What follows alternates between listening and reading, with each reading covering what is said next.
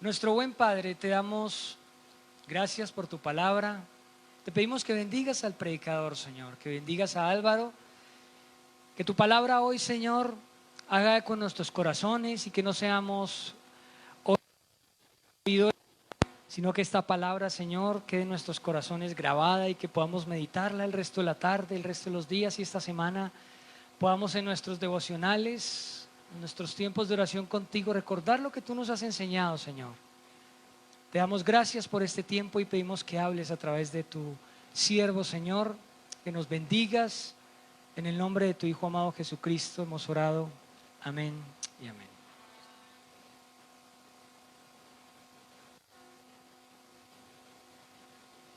Buenos días. Voy a sugerirles que nos pongamos en pie, como está haciendo calor. Peguen un abrazo a alguien, ventílelo, que se sienta feliz usted de estar aquí.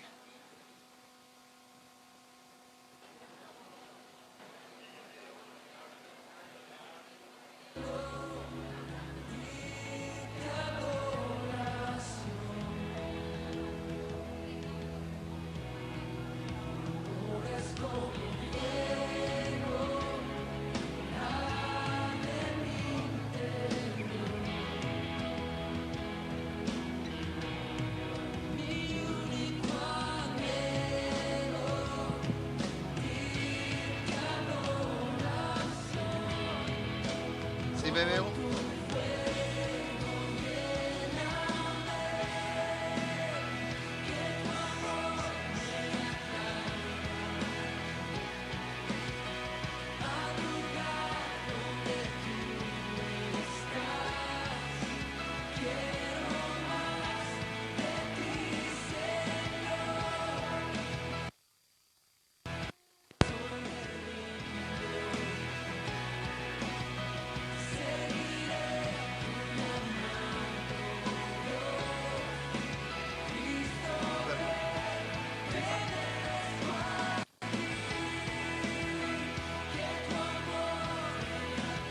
Bueno, está bien si ya tiene el abrazo correspondiente. Erika, ¿cómo estás?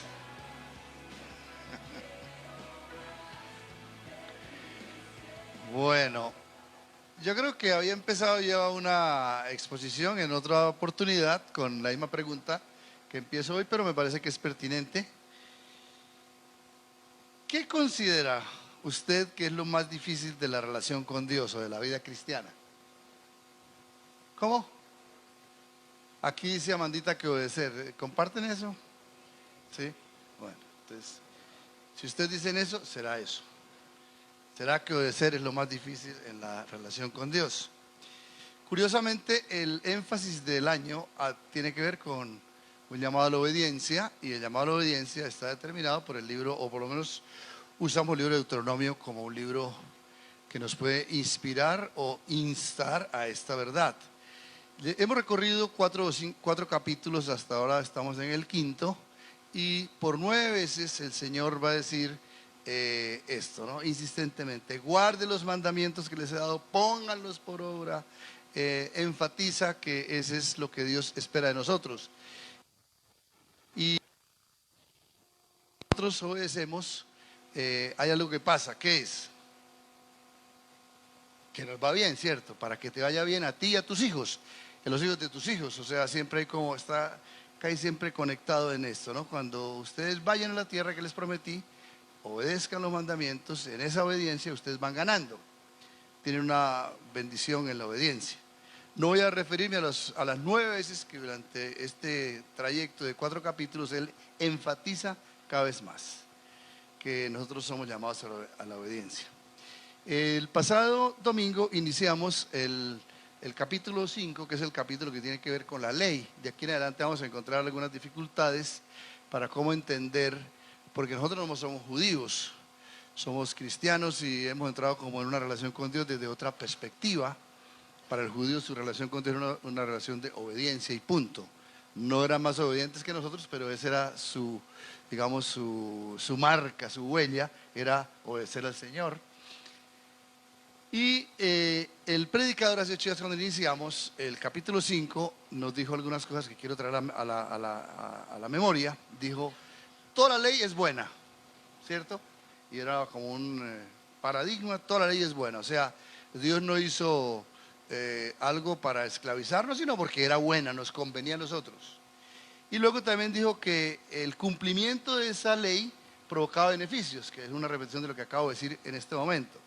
Pero también dijo que había bastante debilidad en nosotros en el cumplimiento de la ley. Entonces tenemos ahí como una desconexión entre si es buena, si es el objetivo de Dios, ¿por qué se nos complica tanto la vida en obedecerle a Él? Entonces saltamos todos los años y llegamos a la época de Cristo, y en Cristo encontramos una respuesta a esta paradoja que vivimos, ¿cierto? Y es lo que llamamos el encuentro con la gracia. Y la gracia básicamente lo que dice es, vea, a usted le quedó grande la ley, le queda claro que es buena, que le trajo a la relación con Dios, pero que usted no es capaz, entonces usted necesita que la gracia, esa parte que es imposible, esa parte que es difícil, se cumpla, y entonces la gracia nos hace un favor, nos hace dos favores básicamente. La gracia, en primer lugar, nos hace ver delante de Dios como si hubiéramos cumplido toda la ley. Eso es lo que es la gracia. Y esa es una palabra técnica que el apóstol Pablo utiliza en el Nuevo Testamento que llama justificados. Entonces, si usted llegase, usted ha puesto su fe en Jesucristo y usted esta mañana no es tan santo como parece, ¿cierto? Llega a la presencia de Dios y el Señor le dice, pues, bienvenido, venid, bendito hijo de mi Padre, entrar al reino preparado para ti. Entonces uno dice, ¿y por qué? Dice, porque por la gracia eso sucedió. O sea, Él pagó esa cuenta.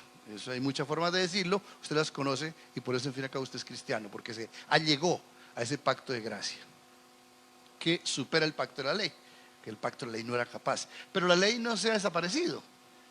El pacto desapareció, el pacto de la ley desapareció, pero no desapareció el efecto de la ley, que era buena, sigue siendo buena. El hecho de que uno tenga dificultades no quiere decir que la ley se volvió obsoleta, ¿sí? A diferencia, digamos, de las leyes humanas, donde la ley se vuelve muy relativa al tiempo y al espacio, ¿no es cierto? Por ejemplo, hace 20 años, una persona que consumía droga en un parque era, por Dios, hay un marihuanero allá. Ahora todos los marihuaneros pueden ir allá. Y usted le dio ganas de ir a un parque porque le pareció que era lo bueno y ya. Entonces la ley cambió. La ley antes decía que no, ahora la dice que sí. Son cambiantes, la ley del Señor no cambia. Es una ley que permanece en el tiempo y en el espacio. Entonces, el Señor Jesús, la primera bondad que nos hace con su muerte en la cruz es hacernos cumplir la legalidad de lo que la ley exigía. Pero el segundo factor que hace, yo veo que ustedes tienen sueño esta mañana y esta tarde yo los puedo entender porque si me quedo dormido me despiertan. Ok, yo tengo la tendencia a dormirme en las predicaciones, ¿cierto? Sí. Una vez me soñé que estaba predicando y que me había quedado dormido. Y cuando me desperté estaba predicando. Entonces ánimo, usted si se siente cansado, se pone en pie y dice, pastor, déjeme aquí, está bien. El segundo favor que nos hace la ley, la gracia, ¿qué es? Es que nos facilita, nos anima, nos da poder, nos da la capacidad de entrar en contacto con esa demanda de la ley y empezar a obedecer a Dios. Por eso la obediencia no ha desaparecido, la obediencia está relacionada con lo que Dios manda, ¿sí? Entonces, no es algo automático, no es algo que surge de la noche a la mañana, no es que uno se vuelve bueno de la noche a la mañana, sino se vuelve bueno legalmente. Pero es un proceso y el apóstol Pablo lo entiende así cuando en el libro de Filipenses va a decir, estoy persuadido de esto, que el que comenzó en nosotros, en usted y en mí la buena obra, la irá perfeccionando, la va terminando hasta el día de Cristo. O sea, el día de Cristo, el día final, el día de cuando el Señor venga por segunda vez, ese día, dice la palabra en 1 Corintios 15, que esto que es mortal será vestido de inmortalidad y esto que era pecaminoso se va a vestir de absoluta santidad. O sea, que se completará solamente. Entonces, son los favores que hace la gracia, la muerte de Cristo en relación con nuestra vida. Nos quita la carga de tener que responder por nuestra salvación, porque Él hizo posible la salvación, y nos quita la pesadez de decir, ¿qué voy a hacer con esto que se vuelve gravoso? Y aún así sigue siendo difícil. Listo. Sigamos hablando de la ley, porque entramos en el capítulo 5, el capítulo de la ley. Cuando Moisés empieza su recorrido por el desierto, al año de haber caminado por el desierto, está frente al monte Sinaí o el monte Horeb. En algunas versiones se traduce así, ¿no es cierto? El monte Horeb. Y entonces el Señor le dice dice, bueno, ahora voy a darles lo que es el régimen de ustedes, lo que es la ley. Y entonces lo invita a que suba y se forme un espectáculo absolutamente dramático, que lo relaciona Hebreos y algo en Deuteronomio y algo en Números. El monte literalmente se prende en fuego y la persona que se acercaba o el animal que se acercaba era consumido. Solamente Moisés podía subir. Entonces Moisés sube y está 40 días allá en el monte con Dios. Lo primero que hace Dios es darle los 10 mandamientos. Pero no solamente le dio 10 mandamientos, le dio mandamientos, estatutos, decretos, preceptos, una cantidad de mandatos que suman 613. Que el predicador lo dijo hace 8 días, se dividen en morales, en judiciales, en ceremoniales. Entonces cuando una persona tocaba un muerto, entonces le decía, usted tiene que ir a lavar con agua y con agua corriente. Todo eso estaba en la ley y era bueno todo eso que sucedía en ese momento para esa comunidad que estaba por el desierto. Algunas de ellas fueron perdiendo vigencia en el tiempo y el espacio, no tendrían cabida, pero se han mantenido los 10 mandamientos como el régimen universal. Creo que para casi cada cultura las acepta en alguna medida, si no en su totalidad, por lo menos tienen un aprecio a lo que llamamos el decálogo, ¿cierto? Los 10 mandamientos, las 10 palabras, los 10 datos que Dios nos da. Y quiero que lo leamos en el capítulo 5 del libro de Deuteronomio, en el versículo 6, y cuando lo estamos leyendo, ahí va a aparecer en su pantalla, digamos, una síntesis de él en unas tablas de la ley que le tomamos la fotografía, que nos la prestó Moisés para tomar la foto. ¿Listo? En español. Dice así, capítulo 5, versículo 6. Yo soy Jehová tu Dios que te saqué de tierra de Egipto, de casa de servidumbre. Primer mandamiento. No tendrás dioses ajenos delante de mí. Segundo mandamiento, ocupa 3 versículos. No te harás para ti escultura, ni imagen alguna de cosa que está arriba en los cielos, ni abajo en la tierra, ni en las aguas debajo de la tierra, ni te inclinarás a ellas, ni las servirás, porque yo soy Jehová tu Dios, fuerte, celoso, que visito la maldad de los padres, los que me aborrecen, y hago misericordia a millares, a los que me aman y guardan mis mandamientos. Tercer mandamiento, está en un solo versículo, versículo 11. No tomarás el nombre de Jehová tu Dios en vano, porque Jehová no dará por inocente al que toma su nombre en vano. Luego, el cuarto mandamiento es el mandamiento más largo y elaborado, lo ocupan 4 versículos, y paradójicamente el mandamiento que tiene más dificultades, o uno de los que tiene más dificultades en el cumplimiento en nuestra época en la cual vivimos. Guarda el día de reposo para santificarlo como Jehová tu Dios te ha mandado.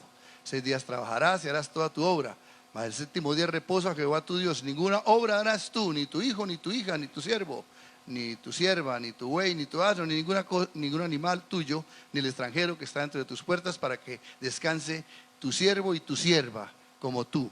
Acuérdate que fuiste siervo en tierra de Egipto y que Jehová tu Dios te sacó de allá con mano fuerte y brazo extendido, por lo cual Jehová tu Dios te ha mandado que guardes el día de reposo. Lo que está diciendo, ustedes eran esclavos, ustedes no descansaban. Y ahora les planteo el día de descanso, dedíquenlo a mí, es un día de refrigerio. Paradójicamente estamos en el tiempo donde nadie quiere descansar, o nadie puede descansar, o nadie le place descansar. Estaba acompañando antenoche a mi esposa en la clínica, y entonces estábamos hablando durante el día. Entonces me dice, Álvaro, ¿y uno qué hace en una clínica? No hay nada que hacer, ¿no? Mi esposa siempre quiere estar haciendo cosas, le fascina hacer cosas. Entonces le dije, no, pues es el tiempo de descansar, de no hacer nada. Mirar jeringas, mirar termómetros, ¿sí? O pasear en esas cosas bonitas de la vida. Entonces estamos en la época que ustedes saben y yo sabemos que no hay tiempo para nada, ¿no es cierto? ¿Por qué no vino al culto? No, estaba encamellado, estaba trabajando en muchas cosas y así pasamos la vida. Y es un mandamiento, es el mandamiento número 4.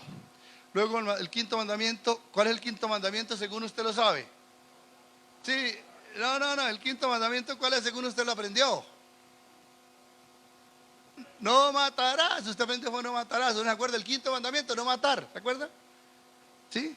Pero resulta que ese no es el quinto, ese es el sexto. El quinto es honra a tu padre y a tu madre, como Jehová tu Dios te ha mandado, para que sean prolongados tus días, para que te vaya bien sobre la tierra. Ahora sí el sexto mandamiento, en el versículo 17, no matarás.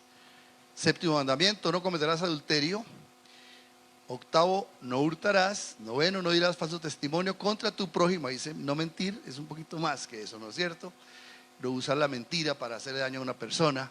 Y versículo 21, el 10º mandamiento, no codiciarás a la mujer de tu prójimo, ni desearás la casa de tu prójimo, ni su tierra, ni su siervo, ni su sierva, ni su buey, ni su asno, ni su carro, ni cosa alguna de tu prójimo. Eso es en síntesis los 10 mandamientos.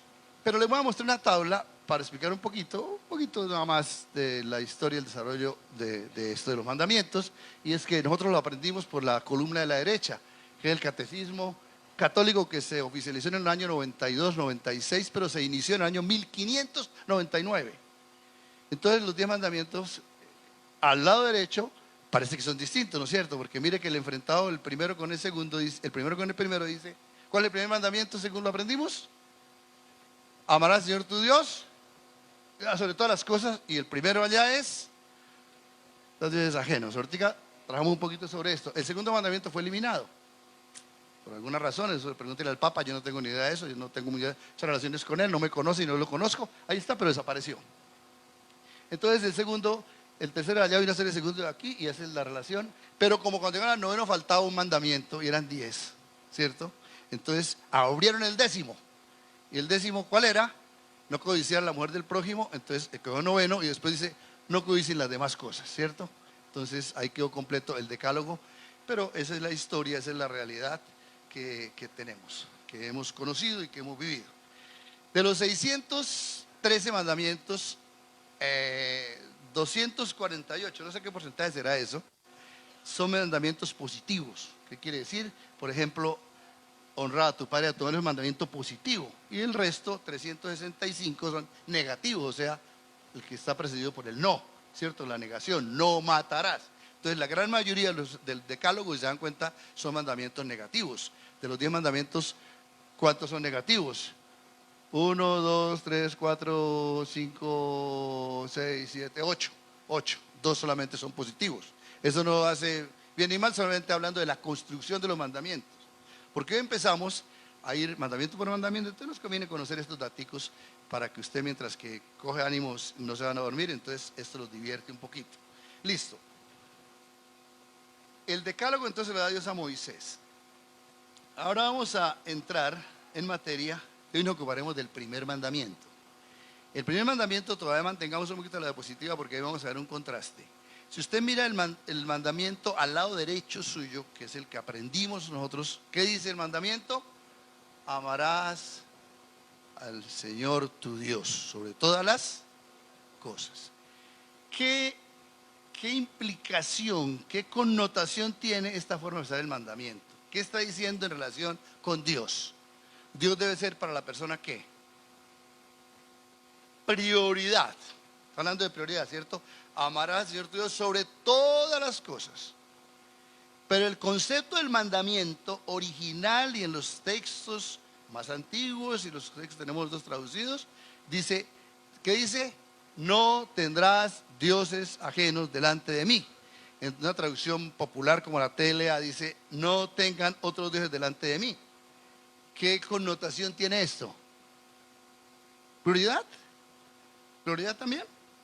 No, ¿qué es? Exclusividad. Entonces, esto es importante entenderlo, porque pero cuando a Jesús le preguntaron cuál es el mandamiento más importante, él dijo, el que dijo, amarás al Señor tu Dios de todas las cosas, como está al lado derecho. ¿Y el segundo cuál es? Ama a tu prójimo como a ti mismo. Jesús no estaba haciendo referencia al primero y segundo mandamiento. Jesús está diciendo que los 10 mandamientos del decálogo se dividían en 2 mandamientos.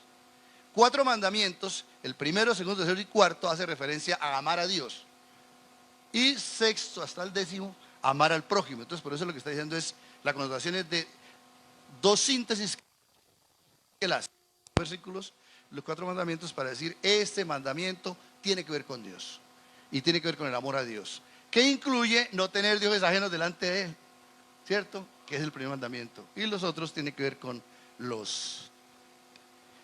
el prójimo. ¿Estamos bien hasta ahí? ¿Ya está cogiendo sueñito? Voy a cambiar el timbre. A partir de ahora, Primer mandamiento. Primer mandamiento. Está consignado en el versículo 7. No tendrás dioses ajenos delante de mí. Pero ese en realidad toma prestado el argumento anterior para hacer ese mandamiento. ¿Cuál es el argumento anterior? Versículo 6. Yo soy Jehová tu Dios que te saqué de tierra de Egipto, de casa de servidumbre. Yo soy de tierra de Egipto, de casa de servidumbre. El primero se define como el Dios de nosotros, o el Dios, en el caso, el Dios de los hebreos. Le dice, yo soy Dios y por esa razón usted no me va a poner otro Dios delante de mí. Por eso van como de la mano esos dos versículos. Ahora, los que estamos aquí es muy probable que yo haga la pregunta y es obvio, ¿usted cree en Dios? ¿Qué vamos a decir todos? Sí, creemos en Dios. Nadie vino aquí porque cree. ¿Y en qué Dios cree? Usted seguramente que va a decir en el Dios de los judíos, en el Dios que está en la Biblia, el Dios que nos referencia, que es el Dios verdadero. Usted no está hablando que vino aquí porque cree en Buda. Pues Buda no es un Dios, pero funciona como Dios. Ni en Baal tampoco cree usted, ni en Alá. Usted dice, el Dios es el Dios de la Biblia. Un poquito nos conviene saber en fin y al cabo cuál es la definición de Dios. ¿Quién es Dios? Pues de eso hay, toda la teología trata de eso. Entonces ser un abusivo en pensar en que lo podemos definir, pero tratemos de darle un poquito de sentido al concepto de ¿usted cree en Dios y quién es Dios? Si ahorita viniera un marciano, ¿cierto? Y nos dijera, bueno, ¿ustedes qué hacen aquí en esta reunión? ¿Qué están vendiendo? ¿Cierto? ¿Qué están rematando? Dice, no, es que nosotros somos cristianos. ¿Y qué quiere decir eso? No, que creemos en Dios. ¿Qué es Dios? ¿Quién es Dios? ¿Qué le diría a usted? ¿El qué? El dador de la vida. Es interesante que esa es primero, Dios es un ser eterno. Es eterno, pero la primera cosa que justamente todos dijeron fue eso, creador. O sea, el hecho de que nos haya creado nos da el concepto de entender que hay una persona que está por encima de nosotros. Y casi que todo el mundo, cree en Dios o no, siempre habla de una entidad que es mayor y que creó algo. A excepción de otras teorías, pero en general hay como una aceptación tácita de que Dios es creador. Hay una palabrita que quiero que ustedes la recuerden cuando vayamos a tratar de hacer el argumento, es que Dios, además de ser creador, es un Dios trascendente. ¿Qué quiere decir que es trascendente? Que trasciende a lo creado. O sea, Dios no es parte de la creación. Dios hizo la creación, pero no es parte de la creación, ¿cierto? Usted hace una torta y usted no, por eso no es torta. Pues algunos tendrán cara de torta, pero no es torta, ¿cierto? Entonces lo que estoy diciendo es, Dios hizo, pero está por fuera de. Ahora, pero tampoco lo abandonó. Cuida su mundo, sostiene, sustenta, dice la palabra en Colosenses. Él la creó y la sustenta. Entonces hay un par de datos. Dios es un ser que está por encima de todos, que es eterno, es creador, trascendente, o sea que está por fuera. No es que Dios es esa parte de esa palmera, Él la creó, pero no está dentro de la palmera.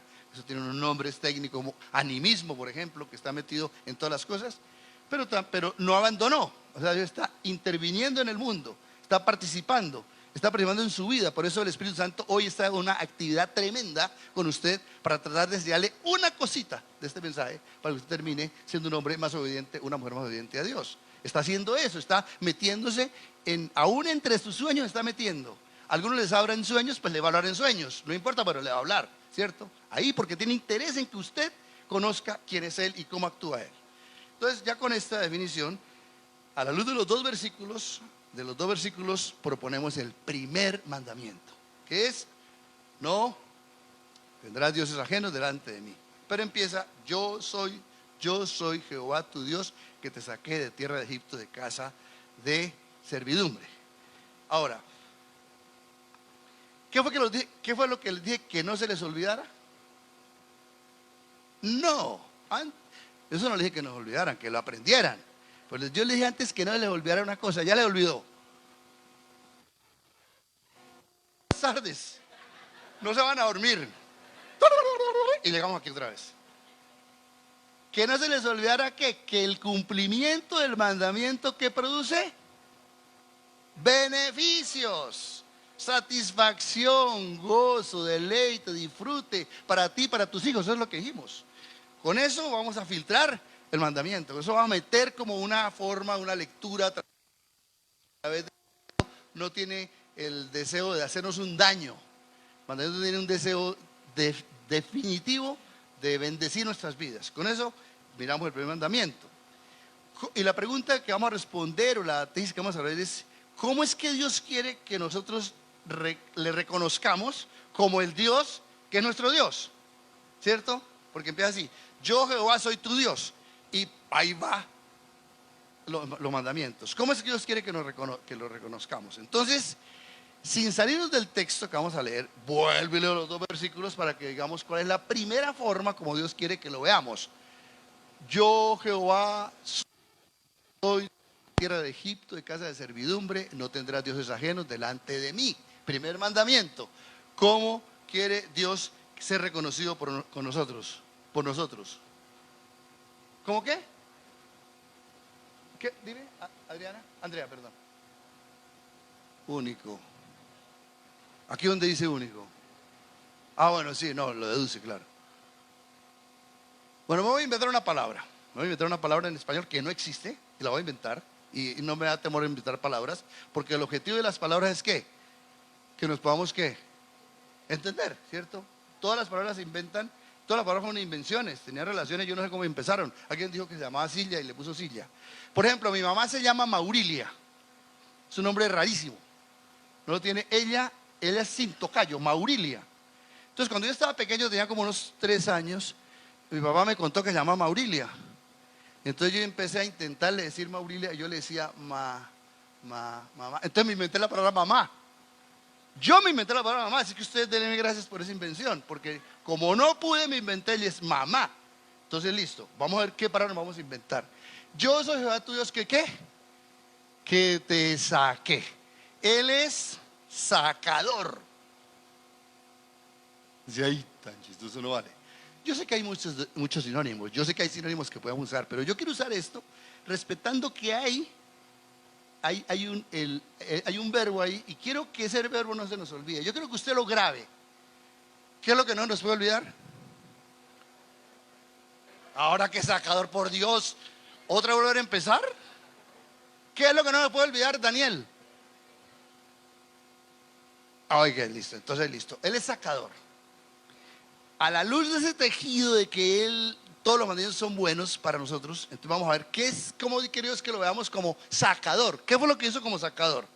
Es el que libra, el que liberta, el que trastea, el que pasa de un lugar a otro. ¿Y qué es lo que él hizo en este texto literalmente? Dice, yo soy tu Dios, ¿por qué? Porque te saqué ¿de dónde?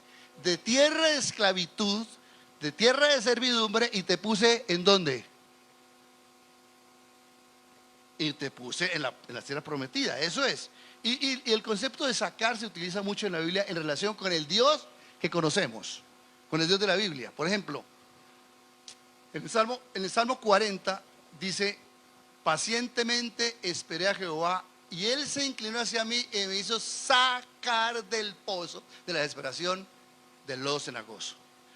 Es un sacador de la desesperanza de una persona. Así como fue un sacador de los israelitas, Dios quiere ser conocido y reconocido por usted como el sacador.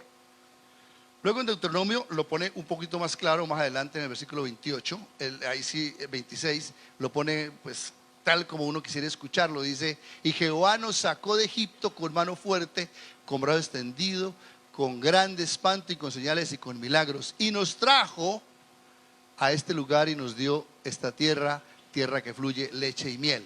Saca la esclavitud y pone en un lugar de leche y miel, ¿cierto? ¿Qué es lo que no nos puede olvidar? Que Él es sacador.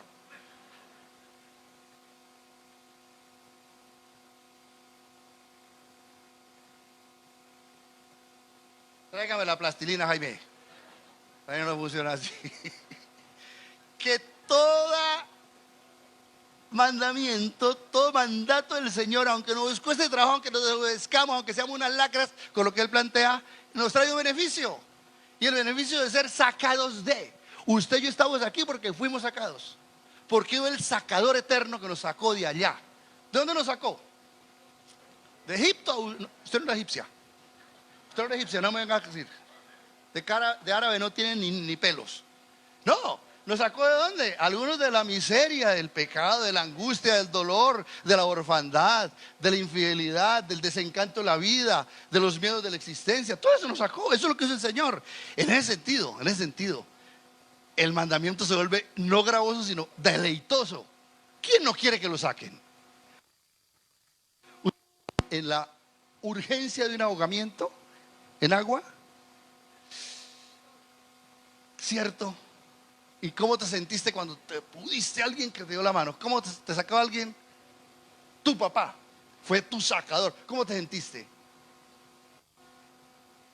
Te empezás a morir.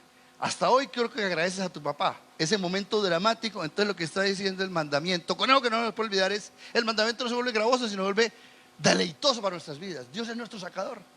Él nos ha sacado de las partes de los lugares, de las condiciones que estábamos, que no valíamos nada, o que estábamos a punto de ser ahogados.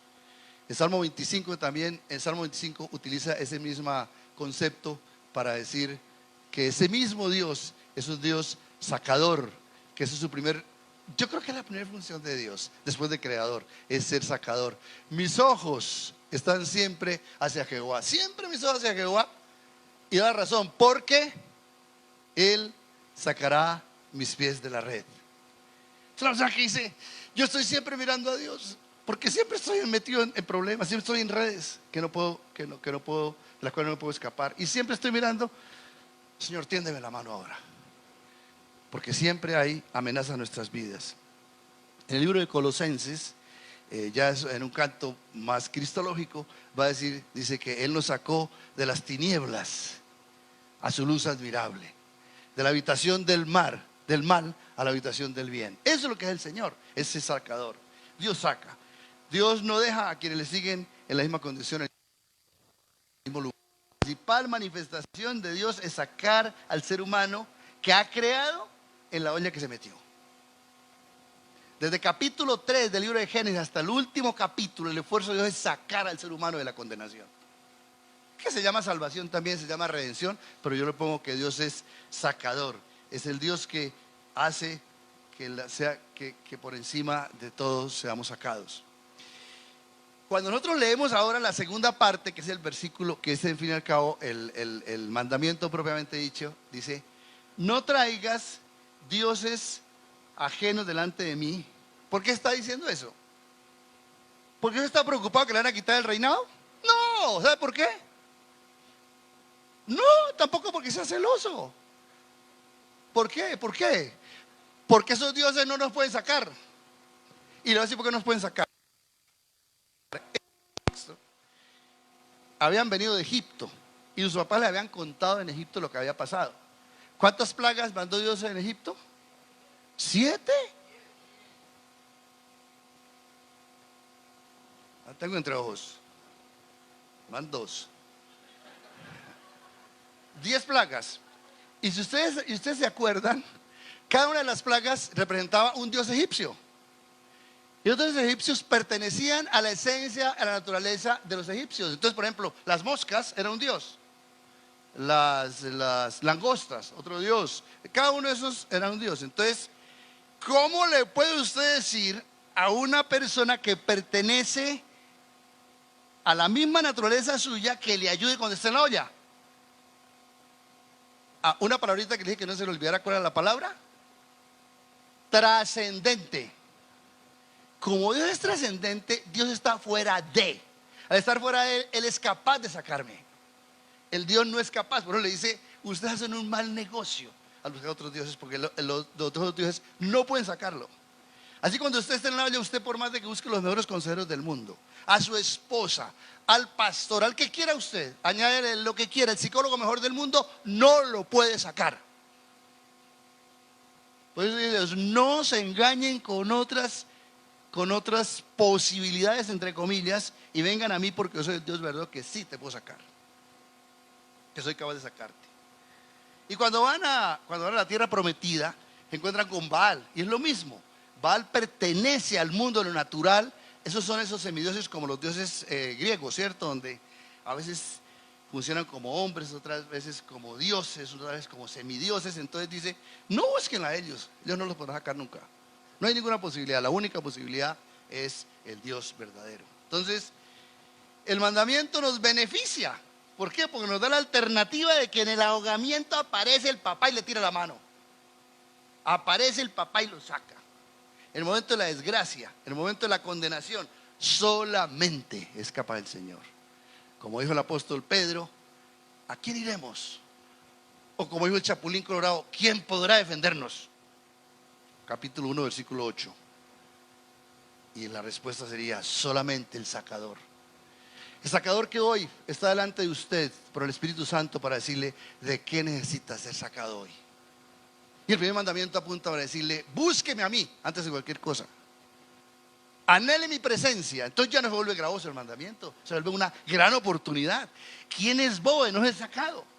Seríamos bobos. Antenoche estaba, en la madrugada estaba en la clínica con mi esposa. Y entonces yo estaba bastante afligido porque no hay un diagnóstico claro sobre ella. Entonces yo decía, bueno, mi esperanza es que cuando venga el médico a las 7 de la mañana a verla, me diga alguna palabra que me ayude.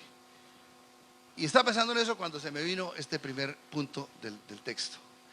Y yo escuché una voz de Dios que me dijo, Álvaro, ¿usted es bobo? Primero fue una pregunta y después fue afirmativo. Me dijo, ¿usted es bobo? No que va a predicar sobre que es su sacador. ¿Es el médico el que va a sacarlo de la angustia? ¿Es el médico? ¿Será la medicina? ¿Serán las personas? ¿Será la información que usted va a recibir? Yo soy tu sacador. ¿Para sacarte de qué? De la aflicción en que estás. Y le voy a decir, no fue automático, fue un tiempito que pasamos ahí juntos, chévere con él, se pasa muy lindo. El Señor generosamente me sacó de esa angustia y puso mis pies sobre peña. Y eso es lo que usted necesita hoy. ¿Qué le duele en la vida hoy? ¿Qué lo está ahogando en la vida hoy? ¿Qué cosa es así difícil? El primer mandamiento dice, déjate amar porque soy tu sacador. Déjate coger las manos, soy tu sacador. Primero, ¿está bien? ¿Listo? ¿Cuál es el primero? Primera forma como Dios quiere relacionarse con otros como Dios. ¿Siento qué? Nuestro sacador. Listo. En segundo lugar, volvemos al texto bíblico en Deuteronomio, dice, yo soy Jehová tu Dios. Los que saben acerca de la teología, usted me perdonan que sea tan simplista, pero tengo que decirlo así porque si no, primero no sé decirlo de una forma muy profunda, en segundo lugar nos llevaríamos mucho más tiempo.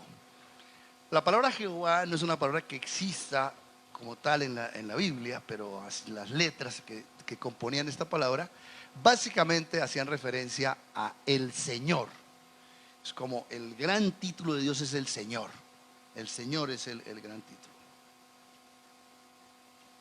Entonces, la segunda forma como Dios quiere ser conocido por nosotros es como Jehová. Como Dios es el Señor. ¿La primera cuál es? El secador. El segundo, el secador. ¿Quién dijo secador? Yo la escuché, Miriam. Me parece, siempre uno dormido habla muchas cosas raras. El segundo es el Señor. Yo, Jehová, soy el Señor. Y esta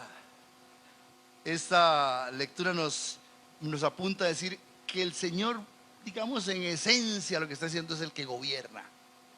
Como que no tiene derecho a gobernar, como que no tiene derecho a mandar. Pero el mandato del Señor es un mandato gravoso. El mandato del Señor es ¿para qué? ¿Para qué nos manda Dios? Para bendición. O sea, el gobierno de Dios, el gobierno del Señor nuestro es para bendición nuestra. Señores, el gobierno de los señores con minúscula, que usamos esa palabra muy a menudo, es un gobierno muy relativo, es un gobierno muy de oportunidades, es un gobierno muy de intereses personales y políticos. En cambio, el gobierno del Señor es un gobierno porque nos bendice, nos ayuda, nos dice, estos son los rieles por los cuales ha de caminar. Entonces el mandamiento no es gravoso, el mandamiento es bendición. Porque está perdido, encuentre una buena señalización. Y lo que el Señor dice es, camine por este camino y le va a ir bien. Es una garantía de Dios. Entonces ya no es gravoso porque nos hace el favor, no solamente de sacarnos, ¿el favor de qué? De derrumbarnos también. Una expresión de esta verdad la vamos a encontrar en el libro de Isaías. Si ustedes quieren venir conmigo al libro de Isaías, en el capítulo 32, el libro de Isaías, recuerden que Isaías es una profecía, libro profético. En el capítulo 32, de versículos 1 al 8, Los primeros 5 versículos hablan de lo que sería el gobierno del Señor, con mayúscula, del Señor Jehová. Y los segundos tienen que ver con el mandamiento de los dioses que están, los señores de la tierra. Vean conmigo, he aquí que para justicia reinará un rey, y príncipes presidirán en juicio.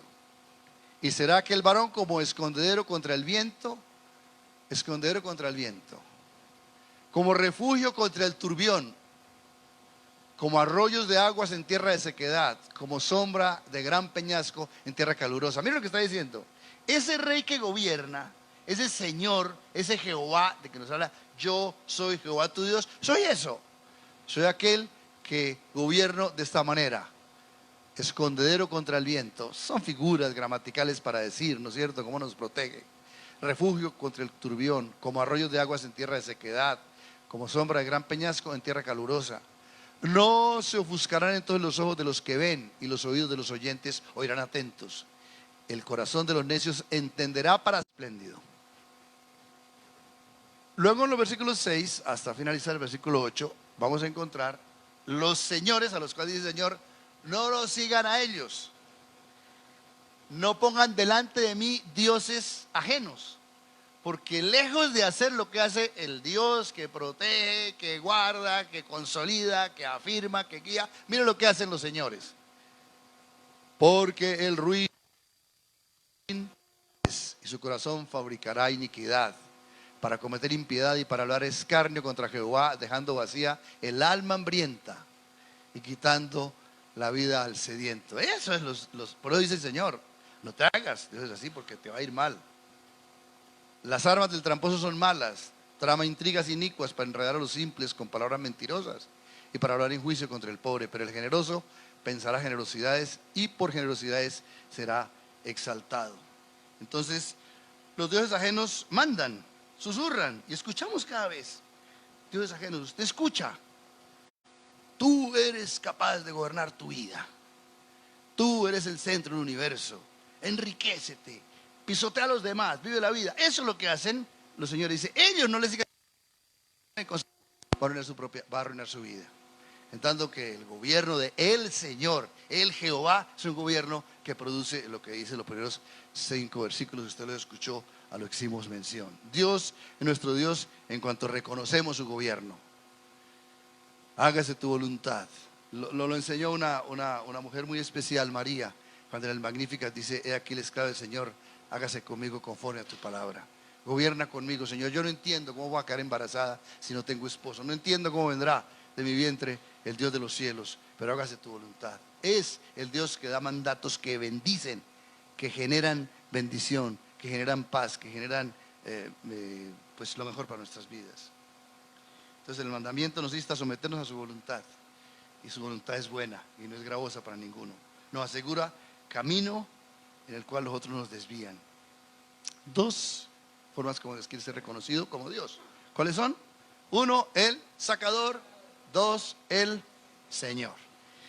Y llegamos a la tercera, en esta última parte, y volvemos a leer los versículos en Deuteronomio capítulo 5. En el capítulo 5 dice: yo soy Jehová tu Dios, que te saqué de tierra de Egipto, de casa de servidumbre. No tendrás dioses ajenos delante de mí. En unos versículos anteriores dice que no alces tus ojos y te postres delante de los dioses. No te postres delante de la luna y las estrellas. No te postres delante de nadie. Lo que a la final Dios quiere ser reconocido como el Dios que es santo. Pero no es santo solamente una cualidad moral, sino es santo en el sentido esencial de Él. Él es santo, por lo tanto es adorable. Es el Dios verdadero. Ese Dios verdadero quiere ser adorado y requiere, aspira a que nuestra alabanza la hagamos hacia Él.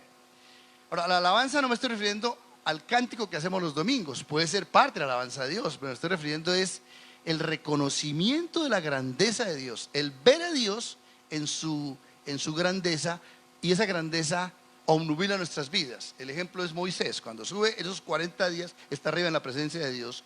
Él ve la presencia santa de Dios, ese Dios único y verdadero que no lo manifestaba ningún otro Dios. ante ningún otro Dios pasaría eso. ¿Y cómo baja Moisés? ¿Se acuerdan cómo bajó del monte Moisés? Tuvo que ser tapado con un velo porque la gloria de Dios se manifestaba en él. O sea, Moisés, por la alabanza a ese Dios, por encontrarse con ese santo, con el Dios santo, es afectado en su propia integridad. O sea, lo que está diciendo es que la alabanza no es un favor que nosotros le hacemos a Dios. Ay, es que Dios se pone triste y yo no lo alabo. Entonces voy a cantar hasta que me ponga morado a ver si Dios está feliz. La alabanza no consiste en cantar, la alabanza consiste en ver a Dios, contemplar su hermosura desde la escritura, desde el hermano que hace una cosa buena para mí y veo la obra de Dios en el hermano. No en el hermano es Dios, pero la obra de Dios en el hermano.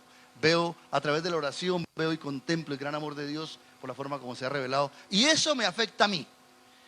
El concepto lo voy a explicar de esta manera, es un poquito, digamos, a mi esposa le parece que es muy fea, los que la conocen son caballos con una muela así, bueno, botando humo, una cantidad de cosas, pero me parecía que era... Entonces siempre, pues, pensé, yo no quise que iba a ya chévere, ¿no es cierto? Como conocer esa obra. Pues tuve la oportunidad en algún momento de verla en vivo y en directo. Ya no es un cuadro, eso en realidad es un mural. La pudieron sacar del museo donde está, la enyesaron por detrás, no se puede sacar. Entonces cuando yo me puse frente a la Guernica, que tiene 14 metros de larga, o sea, cabría apenas atrás, si acaso atrás en ese sitio. Cuando yo la vi, ella produjo en mí un efecto extraño, satisfizo mi vida, me llenó como de un encanto especial. Quizá le pasa a usted, por ejemplo, usted un día fue a ver en Londres la torre del Big Ben y dice, uy, qué chévere, ¿no es cierto? Me afectó mi vida, ¿cierto? Otro diría, uy, yo fui al Cañaveral en San Gil y eso me impresionó, ¿cierto? Eso no puede creer que hay un sitio tan lindo en el mundo, ¿cierto? ¿Por qué se ríe? Ya van 3. No, amandita. Entonces, lo que hace referencia a esto, el santo es aquel que es tan impresionante que es capaz de afectar y satisfacer mi propia vida. El santo es adorable y en esa adoración, en ese encuentro con el santo, en ese encuentro con el Dios verdadero, yo soy afectado. ¿Qué no nos puede olvidar? ¿Qué no nos puede olvidar? Que el mandamiento produce satisfacción, produce bendición y disfrute. Mire que el mandamiento, al encontrarse con el Dios santo, no me obliga a ser su súbdito, me insta a contemplar su hermosura, a ver su santidad, a deleitarme en ella y tener un sentido de satisfacción único. Es ese encuentro que en el tiempo devocional en la mañana, ese encuentro que cuando veo al Dios creador digo, uy Señor, eres lo máximo, no hay nadie más grande que tú. Que cante o no cante, que sea como un silbido apacible, no importa, pero lo importante es que ahí te veo a ti, Señor, y en esa semblanza tuya me deleito. ¡Wow, Señor! ¿Qué es esto tan grande? No hay alguien más grande que tú. Entonces el mandamiento no solamente me saca, cosa que no pueden hacer los dioses ajenos. El mandamiento no solamente me guía en la vida, cosa que no pueden hacer los dioses ajenos. El mandamiento también se presenta para adorar a ese Dios, para honrar a ese Dios que es santo, y ese santo impresiona mi vida. Y cuando estamos en pecado también nos impresiona para arrepentimiento.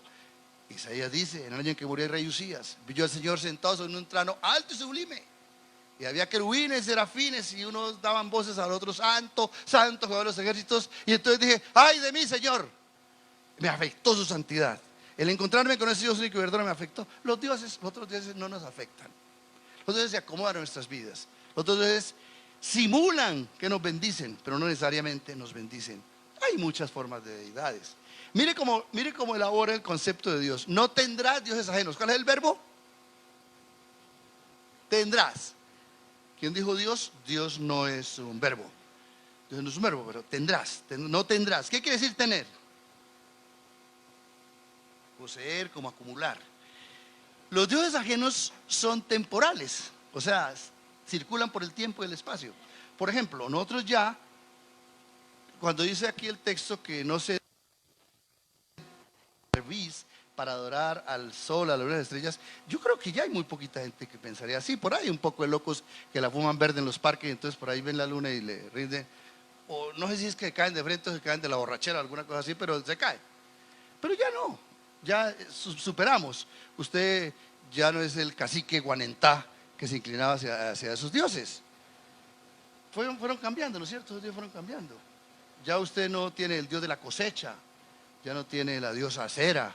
No, hay otros dioses que fueron cambiando. Entonces, no acumule, no meta un dios, porque los dioses sí van progresando, no progresando en el sentido que sean mejores, sino van progresando en las construcciones. Y yo voy a hacer algunas referencias a unos dioses contemporáneos, no es de mi autoría, yo tomé prestado algunas cosas, otras cosas las traté de adaptar. ¿Qué es en fin al cabo un dios? Es aquel que consume ¿qué? Mi tiempo, mi economía, mi espacio, mi atracción, mi deseo de hacer lo que el Dios verdadero hace. ¿Qué es? Es el Dios que yo uso que me saque. Es el Dios que de alguna manera el que lo construye busca que ¿qué? Que le dirija. Y es el Dios al cual le rinde honores en términos de tiempo, de espacio, de emociones, de todo esto. Y miren los dioses interesantes que descubrí que hay en la construcción de los dioses de cada temporada, de cada época de la vida. Y en este momento, por ejemplo, hay dioses como estos. ¿Cuál es un dios muy importante? El dinero, el dinero. Yo tengo aquí un amigo que es banquero en este sitio y está aquí conmigo y lo quiero mucho. Pero si hay gente vaga en esta vida son los banqueros. No producen absolutamente nada. Yo se lo dije a él y se lo repito desde el púlpito. A usted le reciben por esta ventanilla la plata y le pagan el 0.4% anual. Y se la venden por este lado y le cobran el 1% mensual. ¿Eso no es tumbada? ¿Y qué produjeron? Ni una empanada siquiera. Nada, absolutamente nada. Entonces, el dinero. Pero en realidad, el Dios dinero no es... Sí, el dinero es Dios, pero hay un Dios que se ha construido en torno al dinero. Y tiene que ver con el crédito. El crédito es una forma de Dios. El crédito, yo busco que el crédito me saque de. Que el crédito me conduzca hacia novedades de vida. Y que el crédito, lindo reverencia. Usted pone todo por el crédito. Usted quiere un crédito, pone su casa y en la casa mete a su suegra, a todo el mundo lo mete y lo pone y lo empeña por el crédito. Y hay una adagio aquí en Antioquia, el que no debe, ¿qué? ¿No dice? El que no debe no tiene, ¿no es cierto? Entonces, hay una adoración casi diaria a la búsqueda del dinero en crédito. Y hay gente que construye toda su vida en términos al crédito. Entonces, el crédito es como una forma de invertir mi vida, de vivir mi vida en términos de lo que salva mi existencia. Porque no tenemos plata, entonces lo que necesitamos es créditos. Pero otra forma interesante, por ejemplo, es Google. El Google de cada día, ¿cierto?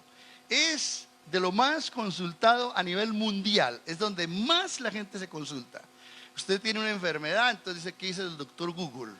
Siempre le dice uno lo malo, ¿no? Cuando yo estaba en la clínica de la rodilla, entonces yo consulté qué pasaba con el que tenía osteomelitis y decía, el 35% de los que tienen osteomelitis le mochan la pierna. Entonces dije, doctor Google, gracias por guiarme a la verdad.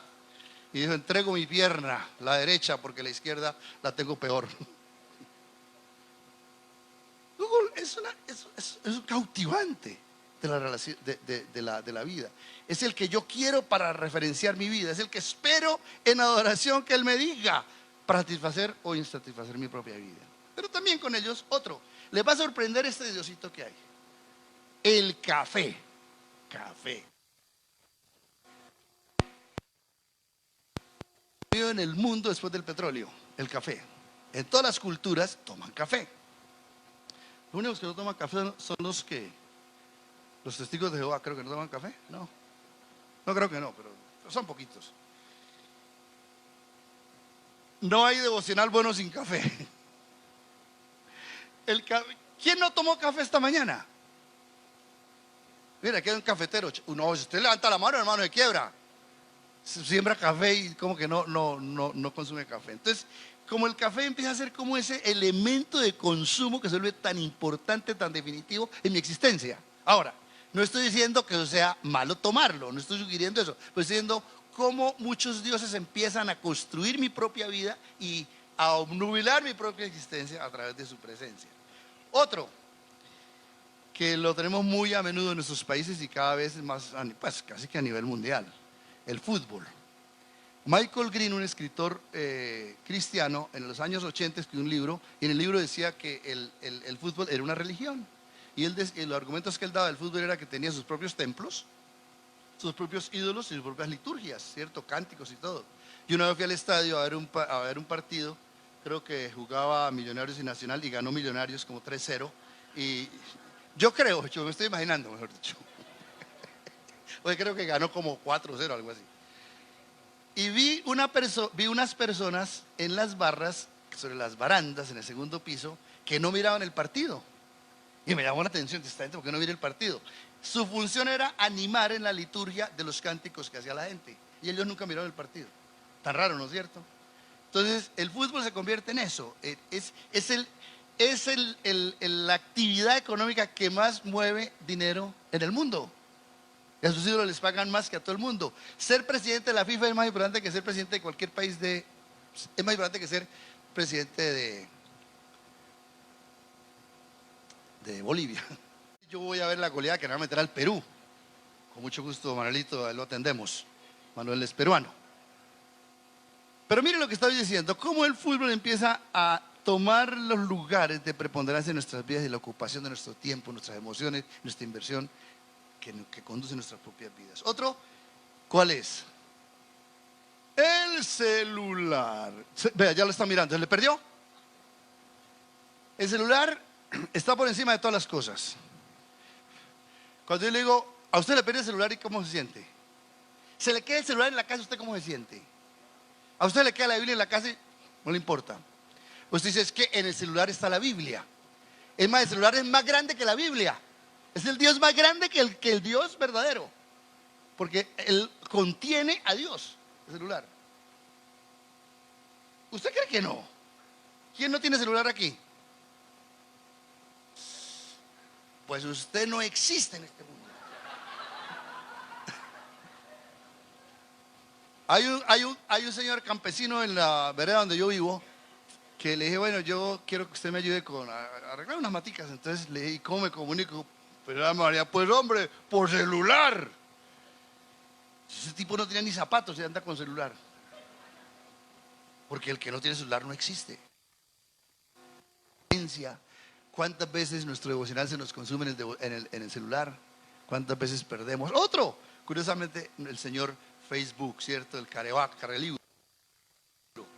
Las horas que se consume esa deidad. Creo que el Facebook es el primer Dios en el nuevo Olimpo. ¿Sabe quién es Olimpo? No es Olimpo Cárdenas, no. El Olimpo era el lugar donde estaban los dioses en la mitología griega, y ahí está. Y el primero, a la entrada, el primer Dios que encontramos es Facebook. Ahí está. Pero hay un Dios que es el último que voy a mencionar. Son solamente referencias, son sugerencias. Es como construimos dioses, que lo inventaron o lo diseñaron los millennials hace más o menos unos 4 o 5 años. ¿Cuál es ese Dios? ¿Cuál? No, los millennials no inventaron el WhatsApp. Se lo inventaron gente ocupada, no gente desocupada como ellos. Los viajes. Hay culto al viaje. Culto al viaje. La nueva generación no existe si no viaja. Si usted no puede viajar, no existe. En estos días estaba yo en un almacén y vi un mapa que era todo de color café. Y todo el mundo estaba café. Yo dije, qué tan raro, no tiene divisiones políticas ni nada. Entonces, ¿y esto para qué? Dijo, no, porque es que eso es para cada vez que usted viaja, hace un raspa y entonces conoce los países. Entonces la idea es que usted se estimule, o por lo menos usted tenga la posibilidad de saber cuán importante es, cuánto ha dedicado sus esfuerzos, su dinero, sus emociones para viajar. No importa si conoce o no conoce, lo importante es viajar. Es que marcó, ¿cierto? Como Cristóbal Colón puso la huella. Eso no pasaba antes. Cuando yo tenía 20 años, y hace bastante tiempo. No, yo viví en San Gil. San Gil sí es cierto que es una metrópoli, pero no tanto. De paso les voy a contar, él tiene un problema San Gil en este momento para que lo tengan en cuenta. Está en la olla económicamente porque hay huelga de ascensoristas. No. Pero los viajes de nosotros era de San Gil a la capital, a Bogotá, eso es lo máximo. Y eso no vendía mapas para no rayar ciudades. O sea que yo no hubiera marcado absolutamente nada. No tendría nada marcado. Pero aquí sí hay una inversión. Ese Dios a quien dedico. Esa entidad. Eso que invierte mi vida, eso que invierte mis emociones. A eso que dedico. El Señor dice, esos que hemos leído, que son al azar, que pueden ser solamente circunstanciales, que sean solamente el capricho de alguien que interpreta la vida, pero no podrá sacarte de nada. El celular no te va a sacar de nada. El viaje no te va a conducir en la vida. El fútbol no es capaz de hacer que tu vida cambie y que sea llena de la satisfacción de un Dios que es adorable. No es posible adorarles. Y si los adoras, vas a perder. Porque termina, en fin y al cabo, inclinando la vida ante esos dioses. El Señor nos da la posibilidad de satisfacer nuestras vidas a través de su santidad y cómo nos impregna de esa verdad de la belleza de lo que es Él. Quiero terminar con la lectura de un par de textos en los Salmos. El Salmo 75 dice, en relación con esto mismo que estamos diciendo, Salmo 75 dice así, en el versículo 25 al 28. ¿Qué? 73, 25 al 28 dice: ¿a quién tengo yo en los cielos sino a ti, el Dios verdadero? Nada deseo en la tierra.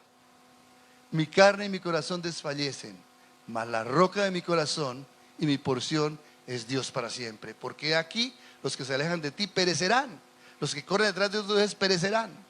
Tú destruirás a todo aquel que se aparta, pero en cuanto a mí, el acercarme a Dios es el bien. Y en el Salmo 42, un salmo que usted y yo conocemos, dice: como el ciervo brama por las corrientes de las aguas, así clama por ti, oh Dios, el alma mía. Mi alma tiene sed de Dios, del Dios vivo. ¿Cuándo vendré y me presentaré delante de Dios? Fueron mis lágrimas mi pan de día y de noche, mientras me dicen todos los días: ¿dónde está tu Dios? Parece que este personaje perdió contacto con Dios. Se desvió hacia otras ramas de la vida, otras ramas de idolatría.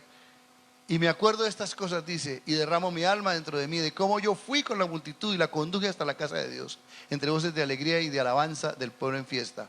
Y termina diciendo: ¿por qué te abates, oh alma mía? ¿Y por qué te turbas dentro de mí? Espera en Dios, contempla a Dios, mira a Dios, porque aún he de alabarle, el Santo. Tres formas como Dios quiere ser conocido por nosotros. Uno, sacador. Dos, ahora, ¿qué beneficio tiene el sacador? Todo el beneficio de la esencia de él mismo, ¿no? De transportarnos de... ¿Por qué no obedecer? Buscarle a él antes que otros dioses. Si solamente, dijo el apóstol Pedro, en él encontramos la vida. Solamente tiene palabras de vida eterna. Es gravoso el mandamiento que nos ofrece, que nos hace esta gran oferta. Es gravoso cuando Dios nos dice: yo quiero ser tu sacador. Alguien que puede tenderte la mano como yo te la tiendo, no lo vas a encontrar. Pero no solamente el sacador, es el Señor, el que conduce el camino, el que, a diferencia de los otros dioses, que plantea normas egoístas, normas destructivas, normas que dañan. La Corte Suprema de Justicia es el ejemplo mayor hoy de la normatividad del gobierno humano, que no tiene sentido, que nos cuesta trabajo entenderla. Si usted está de acuerdo conmigo, tranquilo, al final hablamos. Pero nos cuesta mucho trabajo entender que hay normas así. Dios dice: no, no es así que se camina en la vida. Es el que conduce por el camino correcto para beneficio nuestro, y a la final el Dios que es santo, que es alabable. Y en esa santidad, acuérdense, se refleja para nosotros la satisfacción de la vida. Cuando te encuentras con ese Dios en tu devocional, cuando te encuentras con ese Dios en la palabra de Dios, en la oración, en la búsqueda de Él, te encuentras con Él en la contemplación de su grandeza, entonces dices: ¿cómo no buscar a ese Dios? ¿Cómo ese mandamiento no se vuelve tan definitivamente importante? ¿Cómo voy a cambiar a Dios por otros dioses si nadie puede hacer lo que Dios ha hecho por mí? ¿Cómo te dejaremos a ti, Señor? Inclina su cabeza y vamos a orar. Padre, muchas gracias por esta tarde. Gracias por tu bondad, Señor. Nosotros hablamos aquí y pues lo hice, Señor, con cariño por esta comunidad. Pero, Señor, todo esto es producto de la gracia tuya, que nos deja ver el corazón del mandamiento, que es mucho más allá de una ley inexorable, que un Dios implacable que quiere que le adoren a Él porque es celoso, porque no quiere que nadie más sea adorado. Es porque nos hace bien amarte y conocerte a ti. Gracias, Señor, por la bondad de este mandamiento, porque no solamente nos advierte que nos va mal, pero nos anticipa que nos va a ir muy bien, Señor. Ayúdanos a cultivar, sí, que ese es el final a la larga de esta predicación, Señor, que cultivemos nuestra intimidad contigo, nuestra relación contigo, para que podamos decir, Señor, me estoy ahogando, sácame por favor. Señor, no sé el camino, condúceme. Señor, me siento afligido, déjate ver para disfrutar de la vida. Te encomiendo nuestras vidas en tus manos de amor. Te pido que nos llenes de gracia y que la última sacadita, Señor, que la sacada principal, la definitiva, la anhelemos como el Espíritu y la iglesia y terminemos diciendo juntos, Maranata. Dios les bendiga.